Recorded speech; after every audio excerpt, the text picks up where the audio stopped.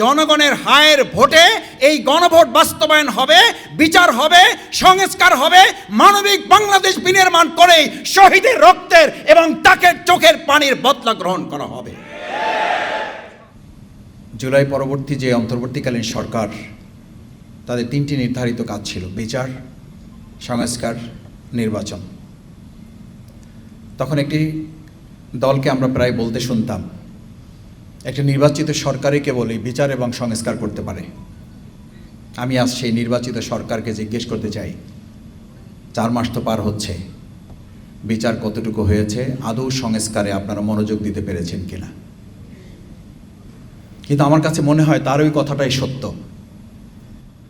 জনাব স্বরাষ্ট্রমন্ত্রী, যাকে সর্বমন্ত্রী বলে জনগণ বলে, তিনিই বলেছেন আসলে আমরা তো এই বিচার সংস্কারে আসলে আমরা মনোযোগ দিতে চাই না, আমরা কোনোভাবে একটা নির্বাচনের জন্য এই সব কিছু মেনে নিয়েছিলাম। আসলে এত বড় একটা প্রতারকের দল কিভাবে দেশ চালাবে, এটা দেশবাসীর কাছে বিস্ময়ের ব্যাপার। আপনাদের মনে আছে, যে কোনো কিছু একটা হলেই তখন এই সব জাতীয় নেতৃবৃন্দ বলতেন এই সব সমস্যার সমাধান হচ্ছে একটা নির্বাচিত সরকার হলে সব ঠিক হয়ে যাবে। আচ্ছা, আমি জিজ্ঞেস করতে চাই, আজকে এই শহীদ পরিবারের সদস্যবৃন্দ এখনো চোখের পানি ফেলে কেন? তার মানে কি আমরা ধরে নেব? পাঞ্জাবের জগতে একটি বিশ্বস্ত নাম, শাবাব এথনিক ওয়্যার। জনগণ কি এটা মনে করবে? এই বিশ্বাস করলে কি অপরাধ হবে তাদের, যে 12ই ফেব্রুয়ারি আসলে নির্বাচিত সরকার এখনো আসে নাই, একটা ইঞ্জিনিয়ারিং সরকার এসেছে, সেই জন্য এখন এই বিচার সংস্কার হচ্ছে না? তাহলে আপনাদের কথাই তো আপনারা আসামি। আপনারাই তো বলেছিলেন একটা নির্বাচিত সরকার এই সব সমস্যার সমাধান। আপনারা শেখ হাসিনাকে নিয়ে আসার কথা, সেখানে শেখ হাসিনা নিজে আসতে চায়, আমরা নিয়ে আসতে পারতেছি না।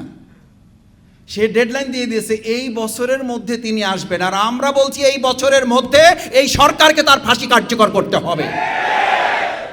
এই শহীদ পরিবার আগামী বার্ষিকী উদযাপন যেন শেখ হাসিনার ফাঁসির মধ্য দিয়ে করতে পারে।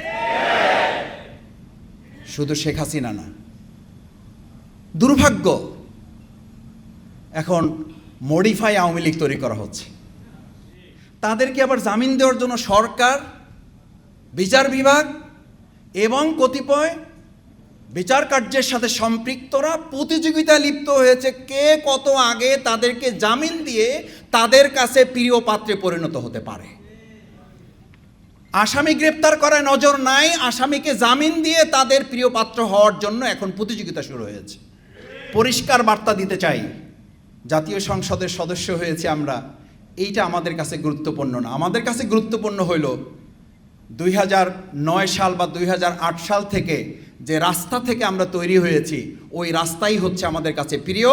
যদি সংসদে সমন্বয় না হয়, যদি সংসদে এর সমস্যার সমাধানের রাস্তা না হয়, তাহলে ওই রাজপথ থেকেই আবার নতুন করে সমস্যার সমাধানের রাস্তা বের করা হবে। আমিরে জামাত বিরোধী দলের নেতা ডাক্তার শফিকুর রহমান খুব পরিষ্কার করে বলেছেন, যদি সংসদে এই জায়গায় সকল সমস্যার কেন্দ্রবিন্দু, সমাধানের কেন্দ্রবিন্দু এটা হয় আলহামদুলিল্লাহ, না হলে যেখানে মাননীয় স্পিকার বলে আমাদেরকে সময় নিতে হয়, আর মাননীয় স্পিকারও যখন বলে আপনার সময় শেষ, মাননীয় সংসদ সদস্য আপনি বসে যান, এই সংসদের বাইরেও কিন্তু একটা জায়গা বাংলাদেশে আছে যেখানে মাননীয় স্পিকারও বলা লাগে না, আর মাননীয় স্পিকারও বলে না মাননীয় সংসদ সদস্য আপনি বসেন, আপনার এখন এই কথা হা এবং নায়ে শেষ করে দেওয়া হবে। আমরা জনগণের কাছে হা এবং না নিয়ে যাব। জনগণের হায়ের ভোটে এই গণভোট বাস্তবায়ন হবে, বিচার হবে, সংস্কার হবে, মানবিক বাংলাদেশ বিনির্মাণ করে শহীদের রক্তের এবং তাকে চোখের পানির বদলা গ্রহণ করা হবে।